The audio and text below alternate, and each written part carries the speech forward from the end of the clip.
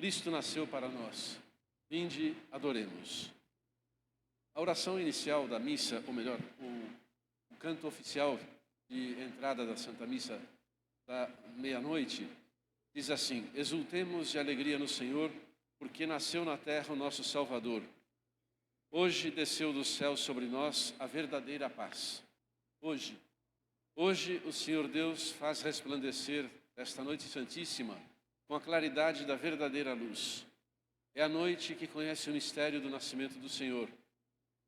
Hoje, esta celebração começou com o canto das calendas. Essa palavra indica, no calendário romano, o primeiro dia do mês, e é sempre, os últimos dias de um mês, sempre se referem às calendas do mês seguinte. Então, hoje nós estamos no 8º dia, antes das calendas de janeiro. Logo após o ato penitencial, eu omiti, porque esse canto pode substituir perfeitamente o ato penitencial, nos preparou um coração contrito e humilhado, nos preparou os caminhos do Senhor em nossa vida. Nós pudemos assim repassar a memória dos acontecimentos que precederam a vinda do Senhor na humildade da nossa carne. Hoje, voltamos a cantar o Glória nas nossas celebrações. O Glória cantado pelos anjos diante do menino Deus. Glória in excelsis Deo. Glória a Deus nas alturas. É um canto bíblico, enriquecido pela Igreja num belíssimo hino, o primeiro hino do Natal, depois estendido para todas as festas litúrgicas. Uma letra antiguíssima, que inspirou muitos compositores com músicas que comovem o coração, que nos enlevam. Hoje se cumpre a profecia de Isaías, proclamada na primeira leitura. O povo que andava nas trevas viu uma grande luz. Para aqueles que habitavam nas sombras da morte, uma luz começou a brilhar. Esse belíssimo trecho, tirado do chamado livro do Emanuel, está entre os capítulos 7 e 12 do profeta Isaías, abre os horizontes da esperança para o futuro de Israel. Ante as sombrias ameaças de guerra e de tribulação, o profeta diz a Deus: hoje multiplicastes a sua alegria, aumentastes o seu contentamento. O povo envolto na turbulência, na iminência de várias guerras e sem esperança, agora pode rejubilar na presença de Deus. A comparação que o profeta faz é bem ao gosto do homem simples do campo, como os que se alegram no tempo da colheita, assim se alegra Israel. Mas também, hoje seria politicamente incorreto, mas na Sagrada Escritura não há essa preocupação. Também suscita coragem, bem ao gosto dos combatentes militares premiados com a vitória. Como exultam os que repartem os despojos, assim exulta Israel. Hoje o profeta ensina que não são as alianças humanas que garantem a paz e a justiça tão desejados por todos nós. Somente a suspirada vinda do Messias garante a esperança de novos tempos, de alegria e de paz duradoura. Nesta noite santa, nasce para nós um menino. Esse menino é o conselheiro admirável, Deus forte, Pai dos tempos futuros. É ele o príncipe da paz, já diz o profeta. Séculos depois, o anjo do Senhor anuncia aos pastores que estavam entre as ovelhas, lá nos campos, não longe de onde estavam Maria, José e o menino, dizendo assim: não temais, porque vos anuncio uma grande alegria para todo o povo. Nasceu-vos hoje, na cidade de Davi, um Salvador, que é Cristo Senhor. Não temais, eu vos anuncio uma grande alegria. Dessas palavras são tomadas em latim as palavras que anunciam o novo Papa quando há uma eleição. Magnum Gaudium Nuncio Vobis, Habemus Papam. São precisamente desse Evangelho, essas palavras. Essa noite santa vê nascer o Filho de Deus. Essa noite santa nos aponta para uma outra noite, que é santa, que o verá ressuscitar dos mortos. O nascimento de Jesus no nascimento, Jesus sai misteriosamente do ventre virginal de Maria. Na Páscoa da ressurreição, ele sairá misteriosamente do ventre da terra, daquele sepulcro virginal, nunca antes usado, que lhe dariam a sua morte. Só à noite vive tal mistério. Todos nós beneficiamos dele, recebemos graça sobre graça. O admirável intercâmbio, o Criador do gênero humano nos apresenta a sua divindade ao tomar o nosso corpo. Hoje, ele assume um corpo semelhante ao nosso, para nos revelar porque nos fez a sua imagem e semelhança, e com o objetivo de caminhar conosco, de experimentar a condição humana. Sim, Deus quis estar conosco. Ele é Emmanuel. Ele quer experimentar a nossa condição humana para que nós possamos voltar àquela condição original nossa, aliás, melhor do que aquela, a condição de participantes da natureza divina. Precisamente porque a natureza humana que Cristo assumiu manteve a sua identidade de criatura, a própria natureza humana foi erguida a uma condição mais elevada. Hoje, todos nos regozijamos na presença de Deus, de um Deus feito homem. O Concílio Vaticano II dizia: Ele é o homem perfeito, que restitui aos filhos de Adão a semelhança divina, deformada desde o primeiro pecado. Já que nele a natureza humana foi assumida, sem ter sido destruída, por isso mesmo, também em nosso benefício, ela foi elevada a uma dignidade sublime. Deus se faz homem para que o homem assuma as feições do rosto de Deus. Hoje exultamos de alegria, porque o Senhor vem como uma semente de uma nova humanidade. Mesmo o concílio continua dizendo: na verdade, só no mistério do Verbo encarnado se esclarece verdadeiramente o mistério do homem. Adão, de fato, o primeiro homem, era a figura do futuro, isto é, de Cristo nosso Senhor. Cristo, que é o novo Adão, na própria revelação do mistério do Pai e do seu amor, revela também plenamente ao homem mesmo, e descobre-lhe, revela-lhe a sua sublime vocação. Hoje, em Jesus se abate o jugo que oprimia o povo. A alegria reina soberana e luminosa sobre as trevas da noite, sobre o pecado.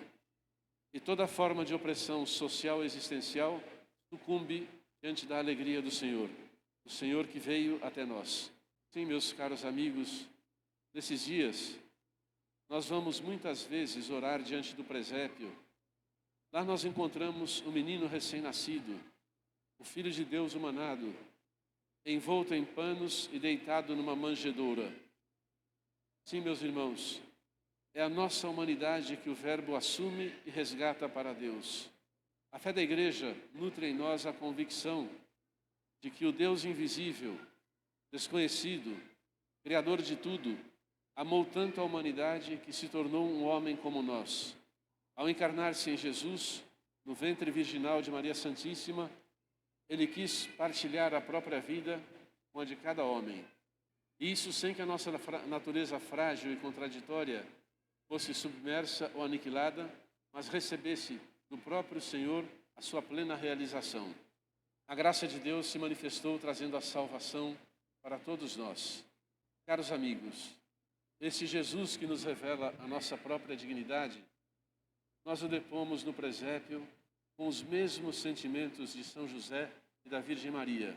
Ele se fez nosso irmão sem deixar de ser nosso Deus. Ao depor a imagem do menino Jesus no presépio ao fim da missa, a igreja exultante convoca os seus filhos para ir a Belém adorá-lo. Canto bonito, Adeste Fidelis, comparecei a fiéis, felizes e triunfantes. Vinde para Belém, vede nascido o Rei dos Anjos.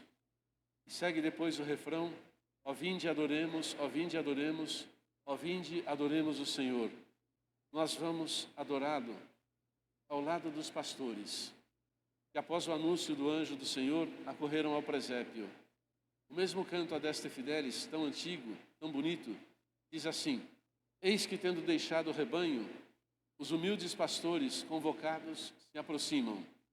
Também nós, continua o canto, caminhando com alegria, nos apressamos a chegar ao presépio. Apressemo-nos, queridos irmãos, apressemo-nos a chegar. Talvez nós cheguemos ainda antes dos pastores, antes dos magos do Oriente. Talvez nós nos acomodemos com as criaturas que lá estavam quando chegaram José e Maria.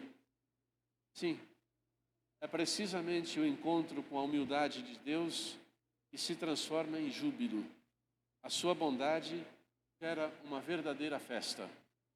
Papa Bento XVI, em 2011, uma homilia belíssima de Natal, dizia o seguinte: hoje, quem entra na Igreja da Natividade de Jesus, em Belém, na Terra Santa, dá-se conta de que o portal de outrora, com 5,5 metros de altura, por onde entravam no edifício os imperadores e os califas, foi em grande parte tapado, ficando apenas com uma entrada de 1,5 metro de altura. 5,5 metros a 1,5 metro. Provavelmente, diz o Papa Bento, isso foi feito com a intenção de proteger melhor a Igreja contra eventuais assaltos, mas, sobretudo, para evitar que se entrasse a cavalo na casa de Deus. Havia quem o fizesse. Quem deseja entrar no lugar do nascimento de Jesus deve inclinar-se. Parece-me que nisto se encerra uma verdade mais profunda, pela qual nos queremos deixar tocar nesta noite santa. Se quisermos encontrar Deus manifestado como menino, então devemos descer do cavalo da nossa razão iluminada. Sim, devemos depor as nossas falsas certezas, a nossa soberba intelectual, que nos impede de perceber a proximidade de Deus. Quanta soberba há naqueles que ignoram e desconhecem que Deus está perto de nós, ou que rejeitam essa verdade. Devemos seguir o caminho interior de São Francisco, o caminho que leva rumo àquela extrema simplicidade exterior e interior que torna o coração capaz de ver. Devemos inclinar-nos, caminhar espiritualmente, por assim dizer, a pé, para podermos entrar pelo portal da fé e encontrar o Deus que é diferente dos nossos preconceitos, das nossas opiniões. O Deus que se esconde na humildade de um menino que acaba de nascer. Irmãos, nesta noite, despertos para a festa de grande alegria, nós veremos o esplendor eterno do Eterno Pai. Esse esplendor está velado sob a forma humana. Hoje, olhando para o presépio, nós somos convidados à humilde imitação do Senhor. Contemplando este mistério de alegria, reconheçamos a nossa dignidade e decidamos a caminhar em novidade de vida. Sigamos o conselho do apóstolo. Abandonemos a impiedade e as paixões mundanas. Aprendamos a viver nesse mundo com equilíbrio, justiça e piedade, aguardando a feliz esperança e a manifestação da glória do nosso grande Deus e Salvador, Jesus Cristo. Caros amigos, reunidos aqui nesta Santa Igreja Catedral, celebremos com solene simplicidade a liturgia dessa noite santa. Renunciemos a fixar-nos no que é material, mensurável e palpável. Deixemos-nos fazer simples por aquele Deus que se manifesta ao coração que se tornou simples. É nesta hora que nós devemos rezar também e sobretudo por todos aqueles que são obrigados a viver o Natal na pobreza, no sofrimento, sob as bombas do ódio humano, na condição de refugiados de guerra, pedindo a Deus que lhe seja manifestada a sua bondade, seja manifestada a bondade de Deus no seu esplendor, pedindo a Deus que nos toque a todos, a eles e a nós, aquela bondade que Deus quis, com o nascimento do seu Filho, lá no estábulo, trazer ao mundo inteiro. Que o nosso Deus seja louvado e que nosso irmão e Senhor Jesus seja louvado hoje e para sempre. Louvado seja nosso Senhor Jesus Cristo.